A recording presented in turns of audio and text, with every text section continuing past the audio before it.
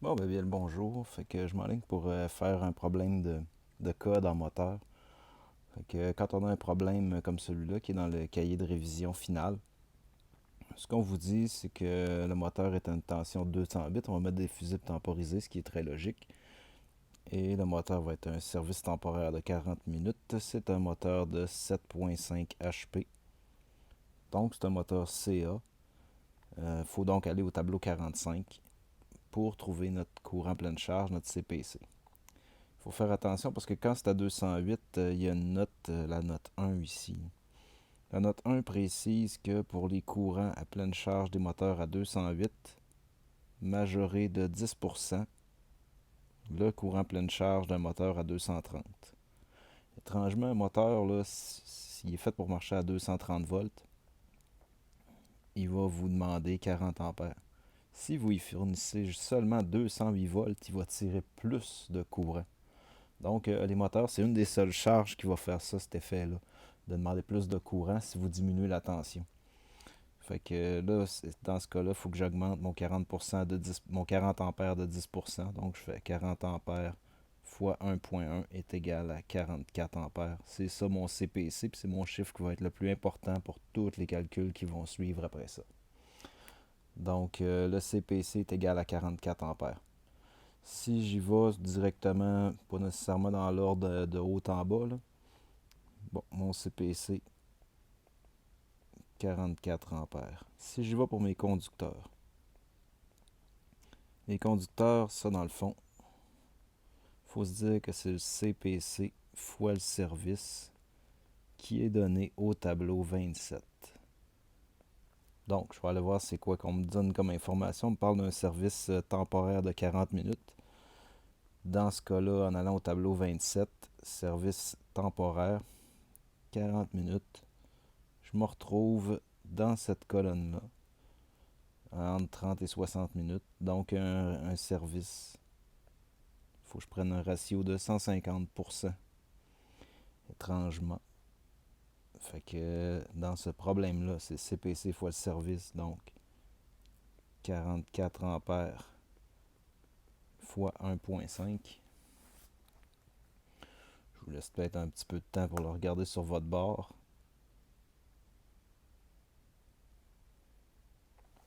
66 ampères.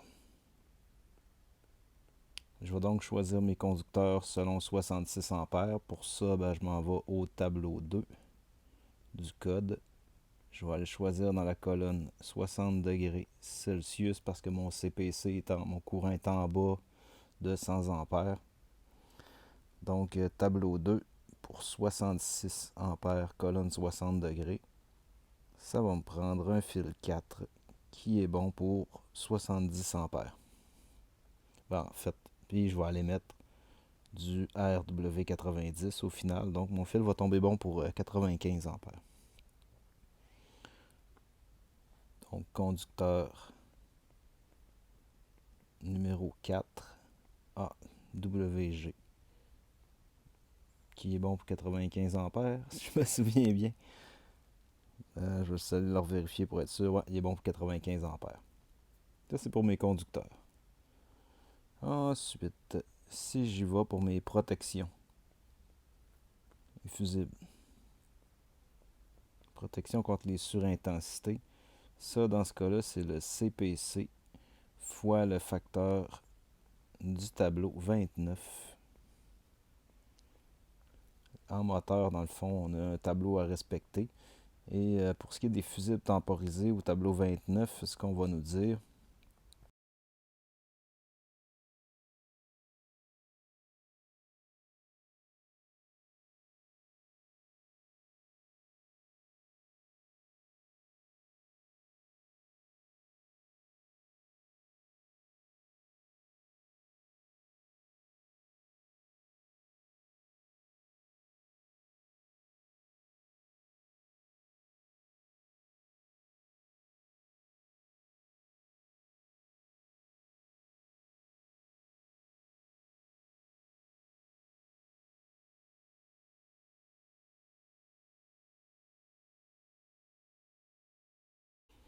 ça serait très étonnant.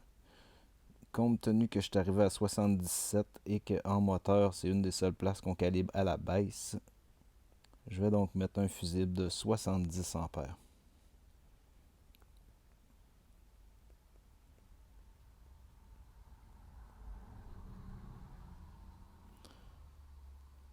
Bon, ben, ça va pas si mal. Jusqu'à présent, ce que j'ai comme information, c'est que j'ai un fusible qui est bon pour 70 ampères. J'ai un conducteur qui, lui, est bon pour 95 ampères. C'est quand même intense. Pour un moteur qui devrait en tirer au maximum 44. Donc, je suis très, très protégé. Très, très protégé dans ce cas-là. Tout est bien correct. Étant donné que j'ai mis un fusible de 70 ampères, il va falloir que je me choisisse un sectionneur. Et les calibres de sectionneur, ben, on ne peut pas commander ce qu'on veut, là. Les sectionneurs viennent en calibre de 30, 60, 100, 200, puis après ça, c'est 400 ampères. J'ai un fusible 70. J'aurai pas le choix, je peux pas mettre un 60. Je vais être obligé de mettre un sectionneur de 100 ampères pour pouvoir mettre mon fusible de 70 ampères dedans. Donc un sectionneur de 100 ampères. Vu que je suis à 208, il pourrait être isolé pour 300 volts. Là, mais bref, un sectionneur de 100 ampères pour ce montage-là. Si on continue pour ce qui est des overloads, bon ben les overloads, c'est le CPC fois le facteur, fois le SF. Dans ce cas-là, mon SF est à 1.25 fois le SF. Donc 44 ampères. Comme mon SF est de 1.25, ben, je vais faire mon calcul selon 1.25. Il faut se souvenir que si le SF avait été plus bas que 1.15, on aurait pris 1.15. Donc 44 fois 1.25 est égal à 55 ampères. Dans ce cas-là, on considère que l'overload doit être placé pour tolérer jusqu'à 55 ampères. C'est pas mal ça pour l'instant. Donc ça, c'est des points que je trouvais essentiels à rebrasser pour tout de suite. Je vais peut-être me faire une autre vidéo sur... parce que là, j'avais pas mes contacteurs. Donc le contacteur, vous faites juste utiliser une charte, la charte des contacteurs. Je vais essayer de l'inclure. Et pour ce qui est des calculs des conduits, ben, je pense que vous en avez fait suffisamment dans vos cours, là. Si plutôt que mettre un conduit, on se disait, mettons que ça serait un BX, là, ben, vu que c'est du 600, c'est du 208, c'est un moteur mono, donc j'ai juste deux fils dedans, ça serait un BX qui contient deux fils 4. Ça fait que ce serait du 4-2. Fait que je mettrais un BX 4-2, un BX 4-2, puis un beau BX 4-2 là. Je viens de régler tous mes problèmes.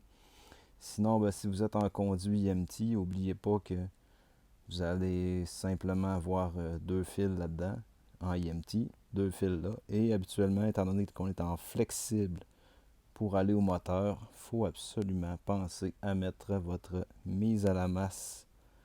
Donc là, dans ce cas-là, vous êtes obligé de compter vos conducteurs selon deux conducteurs 4, puis une mise à la masse qui n'est pas de la même grosseur. Puis là, ça fait un petit bonhomme fâché parce qu'il se dit qu'il est obligé d'utiliser les tableaux 8, 9 et 10.